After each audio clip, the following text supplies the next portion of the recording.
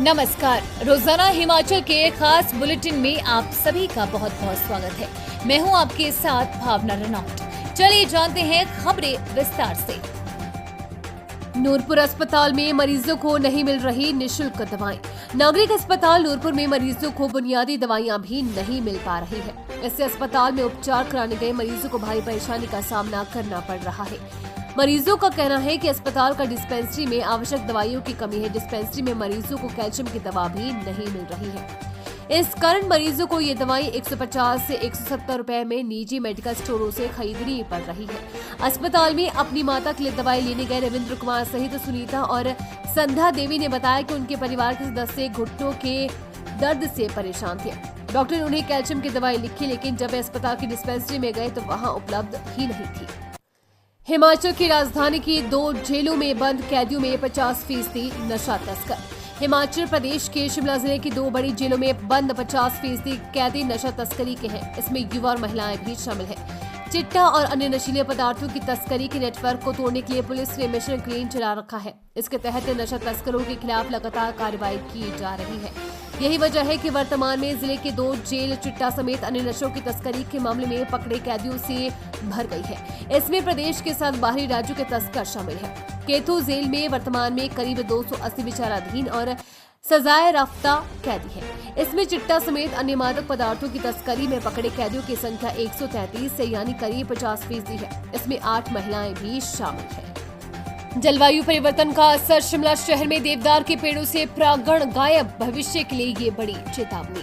हिमाचल प्रदेश की राजधानी शिमला के जंगलों में इस साल देवदार के पेड़ों में परागण करने वाले नर शंको मेल कॉन्स का निर्माण नहीं हुआ। इससे परागकण भी नहीं निकले हैं। वैज्ञानिकों का कहना है कि असमानता जलवायु परिवर्तन के कारण पौधों के प्राकृतिक चक्र में आई गंभीर गड़बड़ी को दर्शाती है। देवदार के पेड़ों की परागण प्रक्रिया में मेल कॉन्स मुख्य भूमिका निभाते हैं, जो हर साल अक्टूबर के आरंभ में परिपक्व होकर पीले परागकण छोड़ते हैं। ये पराग हवा के साथ मादा शंकों तक पहुंचकर प्रजनन चक्र को पूरा करता है और नए बीजों का उत्पादन संभव होता है। मेल कॉन्स की अनुपस्थिति से इस साल ये पूरी प्रक्रिया बाधित हो गई है, जिससे अगले साल बीज उत्पादन में कमी आ सकती है।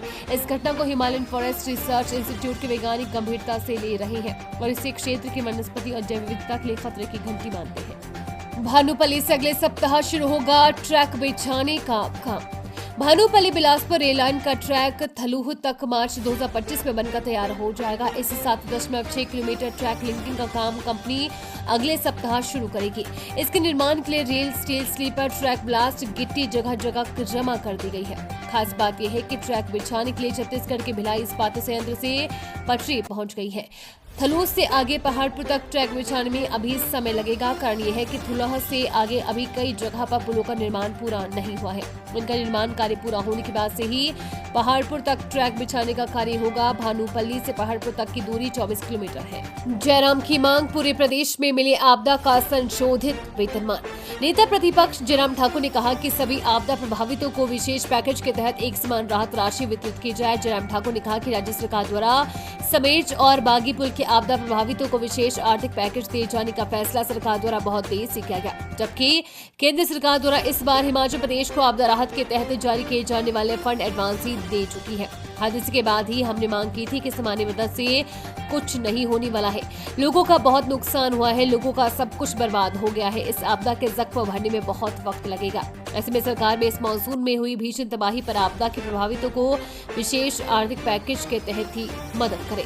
राज्य सरकार के आंकड़ों के अनुसार इस बार मानसून के दौरान प्रदेश भर में 101 से ज्यादा घटनाएं हुई है, जिसमें भारी संख्या में जनधन की हानि हुई है। ऐसे में सभी प्रभावितों को विशेष पैकेज के तहत एक समान राशि वितरित की जाए, क्योंकि आपदा में किसी भी प्रकार के प्रभावितों के साथ भेदभाव नहीं किया जाना चाहिए।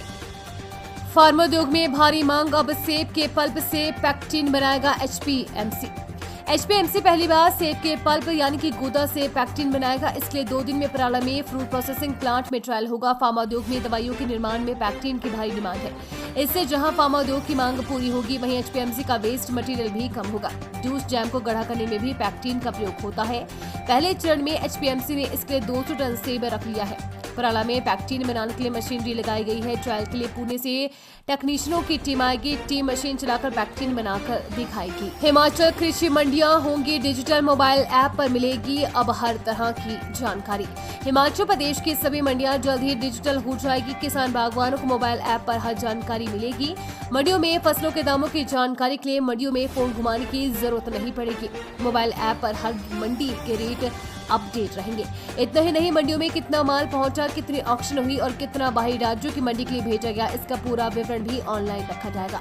कृषि उपज विपणन बोर्ड और उसके अधीन चल रही HPMC की मंडियों को हाईजैक करने के लिए सरकार ने तैयारी शुरू कर दी है।